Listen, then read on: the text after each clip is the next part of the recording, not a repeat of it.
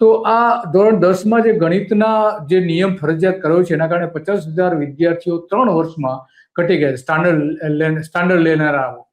તો આ આખી પ્રશ્ન એટલામાં છે કે માર્ચ 2023માં ધોરણ 10માં ગણિતના 88,000 વિદ્યાર્થીઓ નોંધાયા હતા. એની સામે જે ખરેખર જે ઘટવાનું પ્રમાણ હતું બહુ ઘણું હતું, બહુ મોટા પ્રમાણમાં હતું. તો બીજી બાજુ વય મર્યાદાના કારણે પહેલા ધોરણમાં જે દાખલ થતા વિદ્યાર્થીઓ 5 વર્ષ સુધીની વય નક્કી કરવામાં આવી, એના કારણે 10 લાખ વિદ્યાર્થીઓ ઘટી ગયા હતા. 10 લાખ. ઊંચી ફી, મોંઘવારીના કારણે વાલીઓ બાળકો હવે સરકારી શાળા તરફ જઈ રહ્યા છે. તો આ આખી પરિસ્થિતિ આજે ઊભી થઈ છે.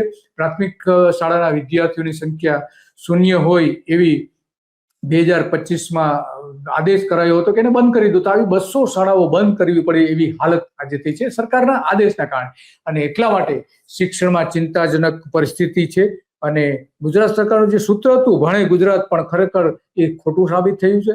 નરેન્દ્ર મોદીએ સૂત્ર આપ્યું હતું, પણ આજે અભણ ગુજરાત બની રહ્યું છે. અભણ ગુજરાત, બહુ કટોકટી જેવી પરિસ્થિતિ આજે ઊભી થઈ. કારણ કે 2025માં કેન્દ્ર સરકારના નરેન્દ્ર મોદીની સરકારના શિક્ષણ મંત્રાલયે